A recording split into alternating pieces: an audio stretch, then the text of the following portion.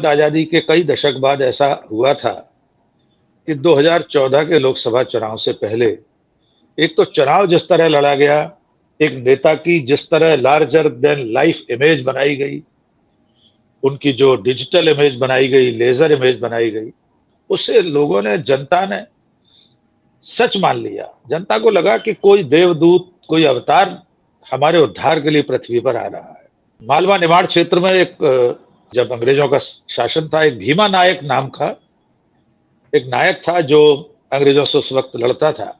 बाद में वो लंबी कहानी है, तो उसके बारे में एक मुहावरा चलता है, भीमा नायक आएगा सब दुख दूर करेगा।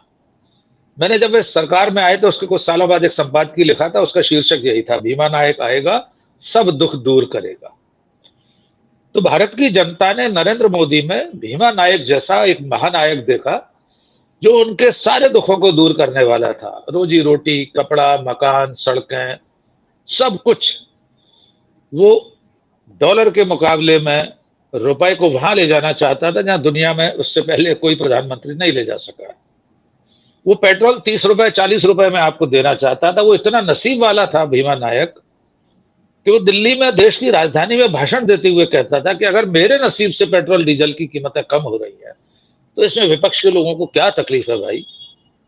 और हम सब भी ये मानते थे वे नसीब वाले हैं, इसलिए शायद 30-40 रुपए प्रति लीटर पेट्रोल मिलने लगेगा, $1 भी हम 30-40-50 रुपए में हासिल करने लगेंगे, विदेश यात्राएं करेंगे, हवाई चप्पल पहनकर हवाई यात्राएं करेंगे। विदेश नीति की बात करें तो संजय जी, चीन का शायद आधा हिस्सा भारत के भूगोल में शामिल हो जाना था, पाकिस्तान को नक्शे से मिट जाना था, ये सब कुछ होना था, लेकिन ऐसा हो नहीं पाया। क्योंकि असल में मंच से भाषण देना, नकली लाल किला बनाकर वहां से राष्ट्र के नाम संबोधन देना और असली लाल किले से संबोधन देकर नीतियों को और अपनी बोली बानी को चरितार्थ करना, उसे क्रियान्वित करना, इसमें बहुत भारी अंतर होता है। और वो अंतर इन 9 सालों में देश ने और हमने आपने देख लिया। अगर सचमुच में एक स्वस्थ लोकतंत्र के प्रधानमंत्री के नजरिए से देखें तो नरेंद्र मोदी जी देश और समाज की उम्मीदों पर खरे नहीं उतरे। एक भी ऐसा वादा नहीं है, जो बड़े वादे हैं, बाकी चीजों की हम बात ही नहीं कर रहे कि 15 लाख रुपए आपके खाते में आ जाएंगे, अमित शाह ने कह दिया, वो तो जुमला था। तो उनकी जितनी नीतिगत बातें थी जो सचमुच लोगों की जिंदगी से जुड़ी हुई है, रोजगार से जुड़ी हुई है, 2 करोड़ रोजगार हर साल दिए जाने थे। पिछले 45 साल के इतिहास की सबसे बड़ी बेरोजगारी इस वक्त भारत में व्याप्त है। 81 करोड़ लोग 5 किलो अन्न पर जीवन यापन कर रहे हैं। तो जीवन स्तर को नापने के जितने पैमाने हैं, चाहे वो घरेलू पैमाने हो संजय जी, या वैश्विक संस्थाओं के पैमाने हो, जिसमें अभिव्यक्ति की आजादी, प्रेस की स्वतंत्रता, खुशहाली का स्तर, सब कुछ, ऐसा एक भी पैमाना नहीं है, ऐसा एक भी इंडेक्स नहीं है जिसमें इन 9 सालों में प्रधानमंत्री नरेंद्र मोदी और उनकी सरकार ने अप टू दी मार्क काम किया हो, उम्मीद के मुताबिक किया हो। थोड़ा बहुत भी ऊंच नीच होती शायद देश स्वीकार कर लेता, लेकिन उसके बीच में खाई बहुत लंबी है। हाँ, उपलब्धियों के नाम पर नरेंद्र मोदी जी की सरकार के, अगर हम उपलब्धियों को गिनना चाहें तो ये मान सकते हैं कि 9 सालों में उनकी रीति नीति से, उनके साथियों, उनके सहयोगियों के कहने सुनने से देश में सामाजिक समरसता कम हुई है। घृणा, वैमनस्य, परस्पर अविश्वास की खाई और चौड़ी होती जा रही है। विदेश नीति के मोर्चे पर हम लगातार असफल हो रहे हैं। उनके विदेशी प्रायोजित दौरों में बजने वाले ढोल पर हम विश्वास नहीं करते। हम विश्व मंचों पर जो वास्तविक स्थिति है उसको देखकर अगर हम आकलन करें तो हम लगातार विफल हो रहे हैं।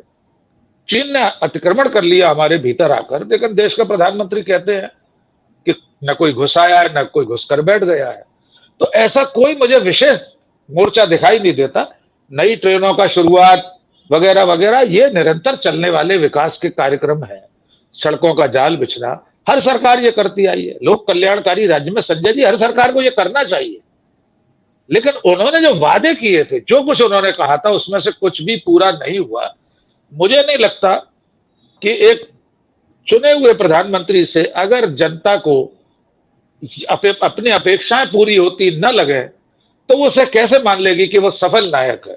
तो भीमा नायक आया जरूर ढोल ताशे के साथ, उसने दुख दूर नहीं किए बल्कि कई तरह के दुख बढ़ा दिए हैं। सबसे बड़ा दुख बढ़ा दिया है महंगाई और बेरोजगारी का संजय जी। वो इस देश के मानस में भीतर तक बैठ गया है। हम नहीं जानते वो वोट देते समय क्या करेगा, लेकिन फिलहाल इस यात्रा के 9वें पड़ाव पर मुझे प्रधानमंत्री के रूप में माननीय नरेंद्र मोदी एक विफल प्रधानमंत्री प्रतीत होते हैं। जी संजय। राकेश पाठक जी, एबीपी और सी वोटर का सर्वे आ रहा है। सर्वे में लोग कह रहे हैं कि भारत को विश्व गुरु बनाने में सफल हुए हैं प्रधानमंत्री जी। आप कह रहे हैं असफल हैं। तो राजदीप सरदेसाई भी कोई करा रहे थे सर्वे, उसमें तो पीछे बहुत नाकामी बताई जा रही थी कि फेल रही है सरकार। उसमें तीसरे नंबर पर पुअर था प्रदर्शन, उसमें तो पुअर को सबसे ज्यादा वोट चल रहे हैं। राजदीप ने अपने ट्विटर हैंडल पर शायद कराया, आप देख लीजिएगा। ये तो टीवी चैनल पे आ रहा है कि विश्व गुरु बनाने में सफल है। प्रदीप सिंह जी एक पत्रकार हैं, वो ज्ञान दे रहे हैं कि वाकई में उन्होंने विश्व गुरु बना दिया भारत को। बिल्कुल बिल्कुल। देखिए संजय जी, जो मुख्यधारा का मीडिया या प्रदीप सिंह जी जिनका आप जिक्र कर रहे हैं, उनके बारे में तो खैर कहना समय जाया करना है, लेकिन अगर सचमुच में विश्वगुरु बनना यही है तो ऐसे विश्वगुरु तो हम बहुत पहले बन चुके हैं। अगर विदेशी दौरों के ढोल ताशे वाले प्रायोजित आयोजनों से अपने आप को विश्वगुरु हम मान रहे हैं, तो जब देश आजाद हुआ था, एक नया नवेला देश दुनिया के भूगोल पर सदियों की गुलामी के बाद नक्शे पर उभरा हुआ देश, उसके प्रधानमंत्री का जो सम्मान था, क्या हम उसकी तुलना कर सकते हैं? पिछले 3-4 दिनों से ट्विटर पर कौन कौन से वीडियोज आ रहे हैं। पंडित जवाहरलाल नेहरू की प्रेस कॉन्फ्रेंस देखिए, कौन लोग सवाल कर रहे थे उस समय उनके सामने, कल्पना करके देखिए। बीबीसी का संपादक, न्यूयॉर्क टाइम्स का संपादक, बड़े बड़े संपादक सवाल कर रहे हैं, धारा प्रवाह पंडित जवाहरलाल नेहरू जवाब दे रहे हैं। हमारे माननीय प्रधानमंत्री श्री नरेंद्र मोदी जी पिछले 9 साल से पत्रकार वार्ता का सामना नहीं कर सके, एक प्रेस कॉन्फ्रेंस नहीं आयोजित कर सके। ये कैसे विश्वगुरु हैं संजय जी? मेरी समझ से परे है। 2-3 बातें आखिर में करना चाहता हूं। एक तो आपने अपने किसी मित्र का जिक्र किया कि उसने भगवान विष्णु का अवतार बताया था मोदी जी को। मैं आपके मित्र का नाम नहीं जानता, पर मैं जिन लोगों के नाम जानता हूं वो मैं आपको बता देता हूं। भारतीय जनता पार्टी की महाराष्ट्र इकाई के प्रवक्ता अवधूत वाघ ने सबसे पहले यह कहा था कि श्री नरेंद्र मोदी भगवान विष्णु के 11वें अवतार हैं।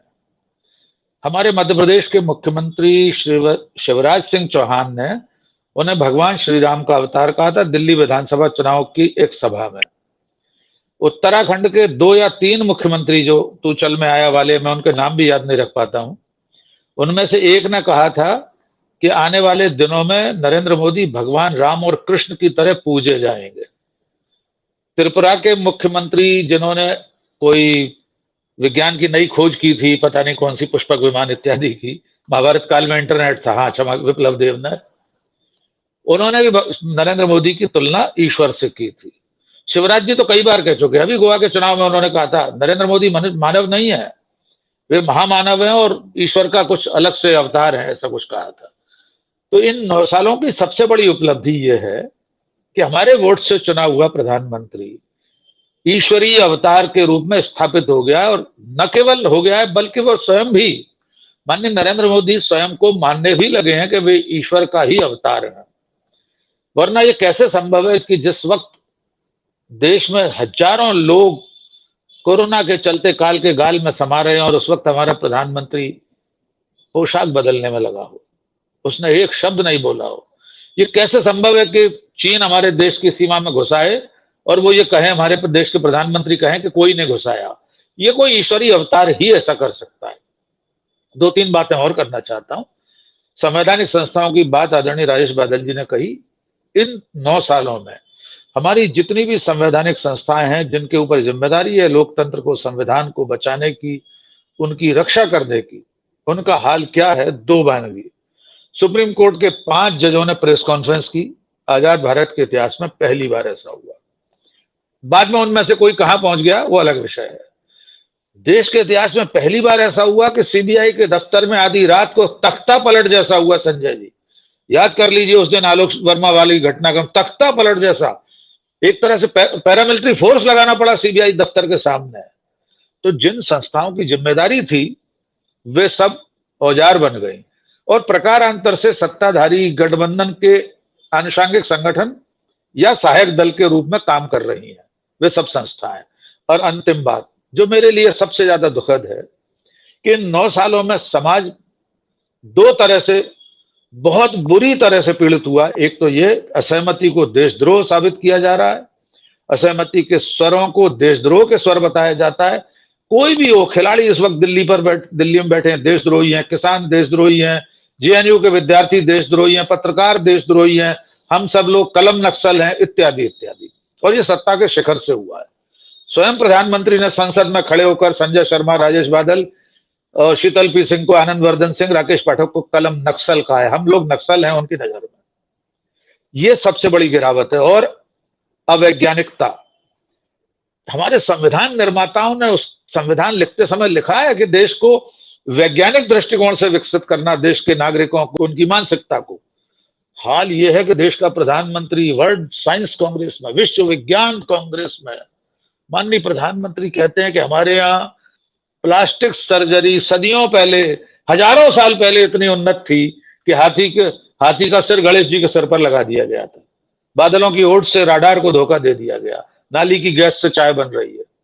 अवैज्ञानिकता का चरम यह है कि इसरो का चेयरमैन एस सोमनाथ कहता है विज्ञान है वो वेदों में पहले से था, ये अरब के रास्ते से पश्चिम में चला गया और पश्चिम के लोगों ने अपने नाम से उसे प्रचारित कर दिया। मैंने कल लिखा है, उस पर लंबी पोस्ट लिखी है। मैंने पूछा है कि जब वो विज्ञान ले जा रहे थे लोग, तो अरब के लोगों ने रास्ते में क्यों नहीं रोक लिया, उन्होंने अपने नाम से क्यों नहीं प्रचारित कर दिया। मैंने उनसे पूछा इसरो के चेयरमैन से कि इस वक्त आप जहां बैठे हैं, आपके आसपास जो कुछ दिख रहा है, इसमें से किस चीज का आविष्कार हमने किया है, बता दीजिए। एक भी चीज का आविष्कार अगर हमने किया हो, ये बटन भी हमने नहीं बनाया संजय जी। तो ये अवैज्ञानिकता, छद्म गौरव का एक एहसास, ये 9 सालों में ऐसा लाद दिया गया है कि पूरा का पूरा समाज, पूरी नई पीढ़ी कूप मंडूक हो गई है। बुरी तरीके से अंधविश्वास, कुरीतियों की चपेट में है, बाबाओं की चपेट में है, पर्चियां निकालकर भविष्य बताने वाले बाबाओं की चपेट में है। और इसका संरक्षण वर्तमान सत्ताधारी लोग, सत्ता के शिखर पर बैठे लोग दे रहे हैं। कोरोना काल में भी हमने देखा कि भाभी जी पापड़ खाने से कोरोना ठीक हो रहा था। वो आदमी केंद्र में मंत्री है, इस वक्त कानून मंत्री बन गया है। सबसे शर्मनाक बात यह है कि इस सरकार ने 9 साल में समाज और देश को पीछे ले जाने का काम किया है। हमें 16वीं सदी में ले जाया जा रहा है। हमें बिल्कुल लकीर का फकीर, पूरी तरीके से अवैज्ञानिक सोच का समाज बना दिया गया है। और सवाल पूछने वाले लोग देशद्रोही हैं। ये सबसे बड़ी उपलब्धि है। जी संजय जी।